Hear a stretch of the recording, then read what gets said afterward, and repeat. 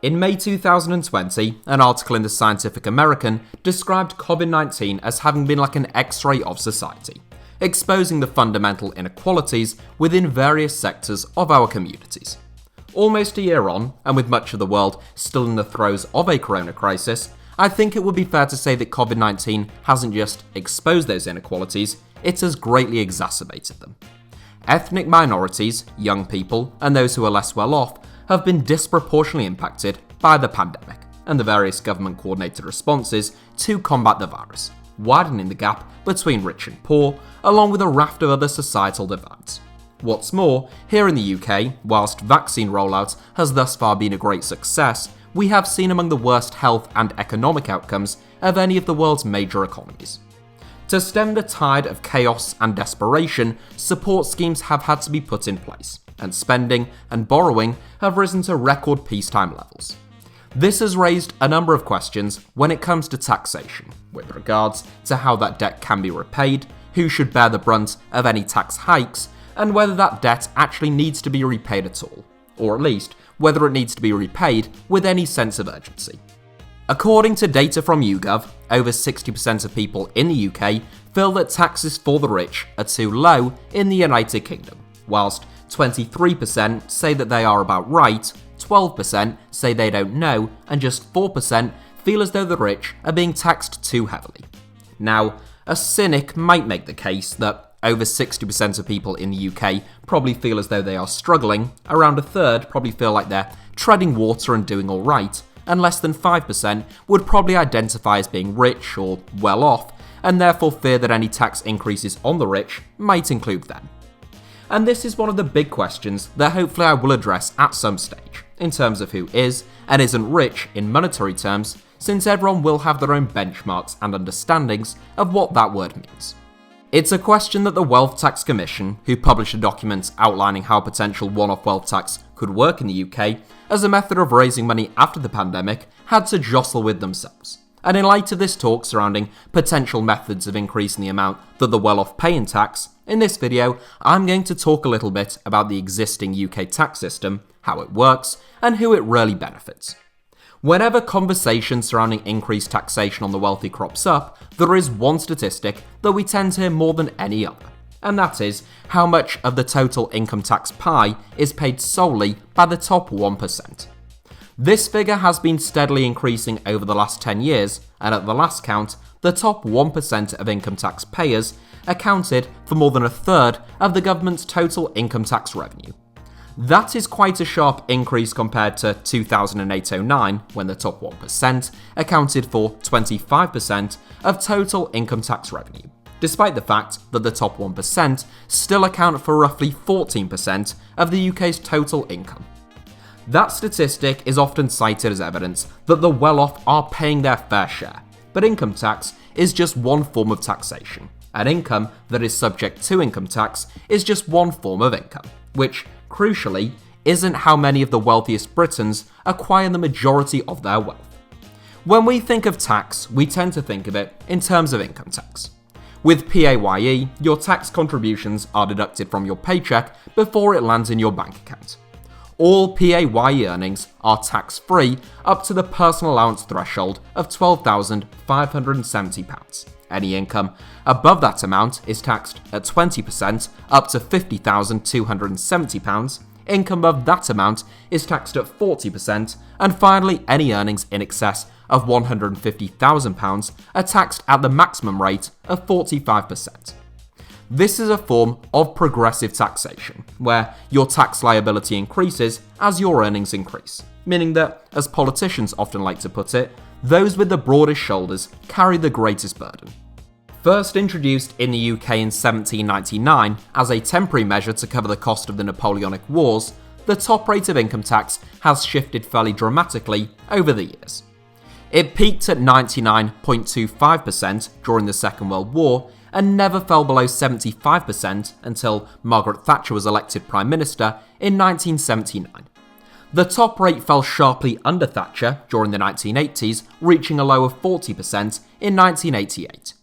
New Labour increased the top rate to 50% in 2010 under Gordon Brown, but it was brought back down to the current rate of 45% by the Conservatives in 2013. Before I come to the other forms of taxation, which are disproportionately relevant to the well-off, it's worth noting that whilst Margaret Thatcher is often associated with low taxation, not all taxes fell during her premiership.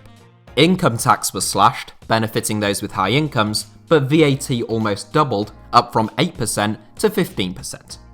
VAT rises hit the poorest the hardest, since the poor tend to spend the vast majority, if not all of their income, whilst those with more wealth tend to be more inclined to save a large portion of their income.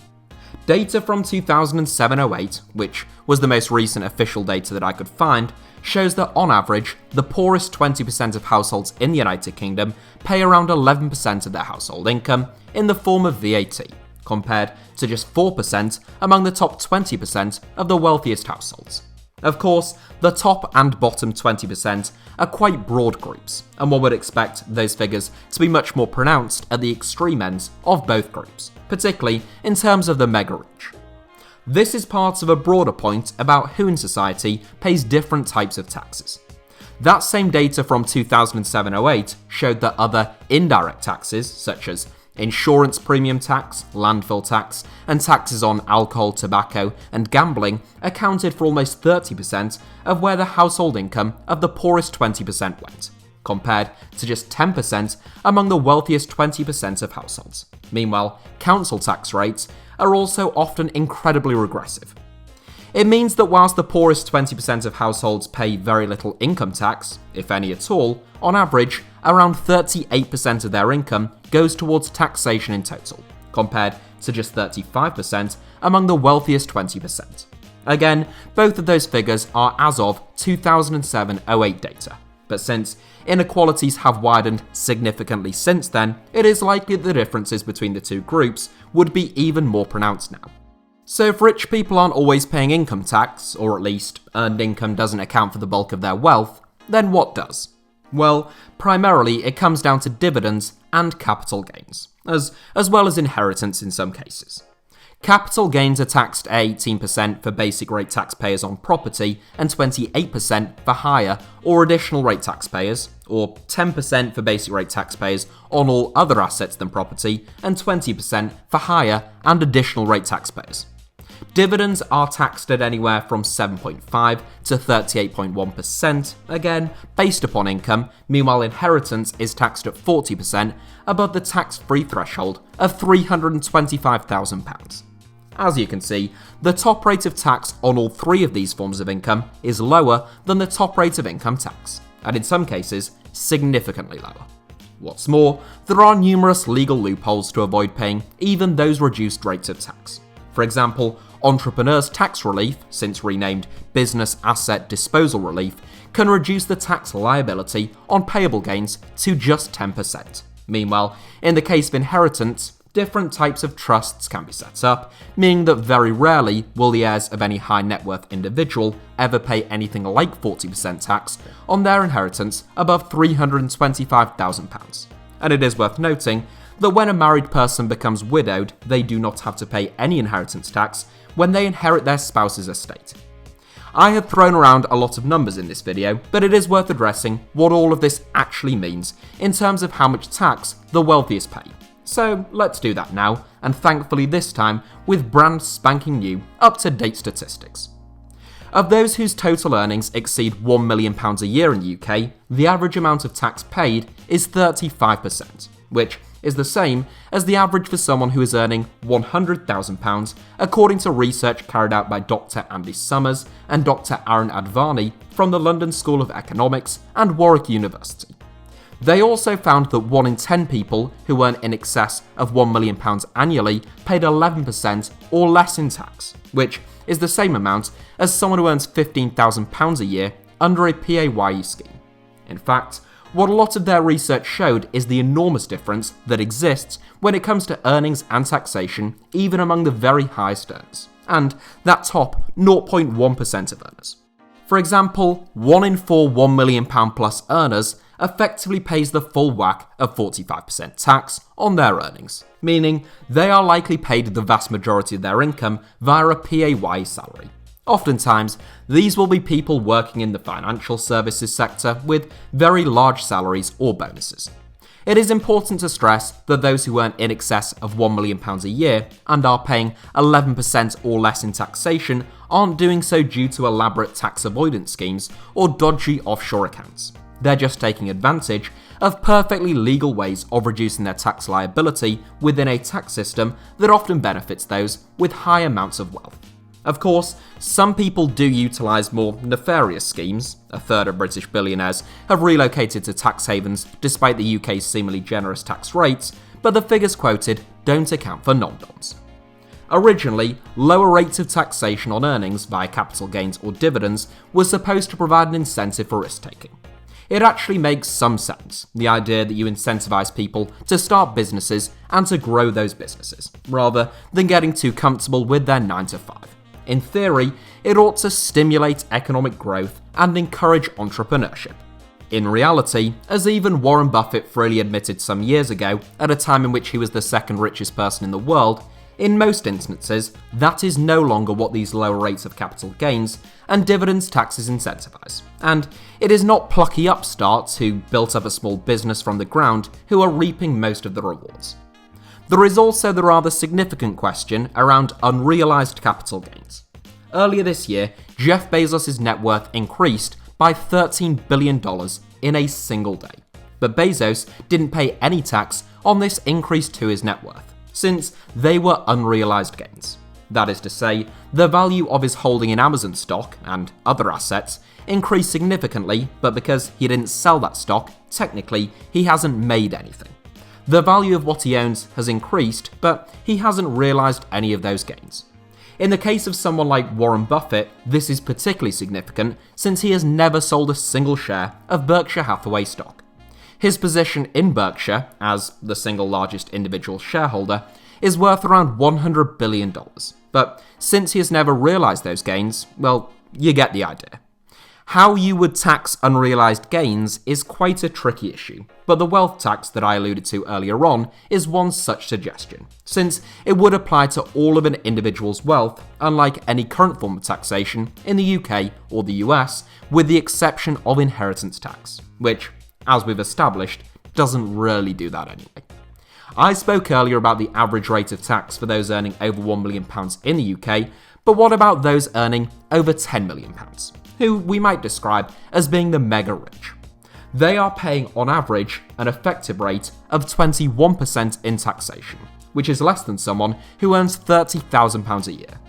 When I titled this video, How UK Tax Favours the Wealthy, that stat was foremost in my mind, and I think it's important to draw a distinction between the merely very well off and the uber rich, since the two are often conflated.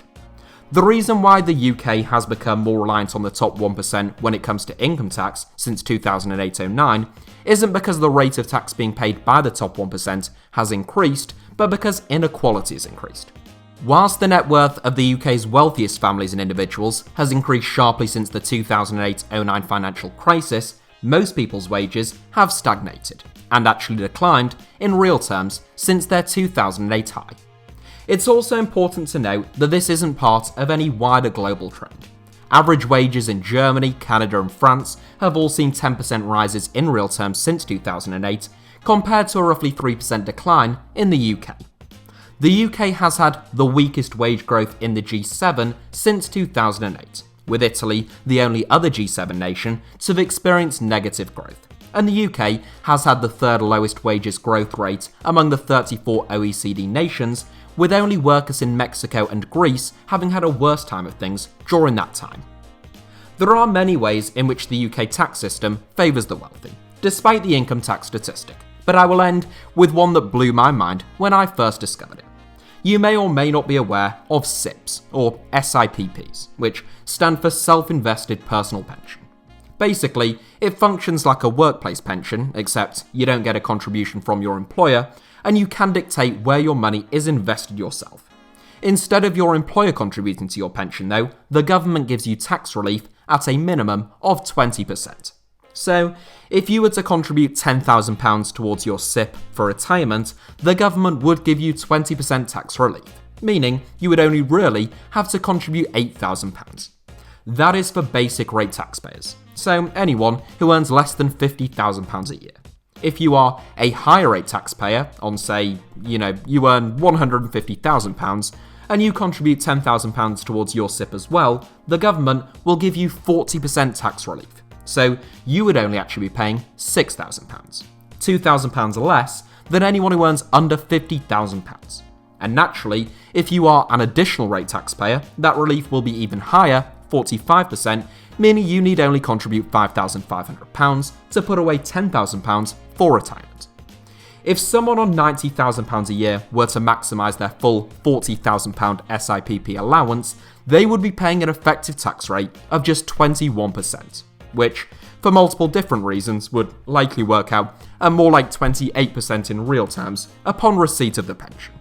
Hopefully that illustrates my point. Maybe it doesn't. Either way, and as always, I'd love to hear all of your thoughts down below in the comments. Should the rich be made to pay more tax? Do you think that they already pay enough? And if we were to charge them more, how would we even go about doing it?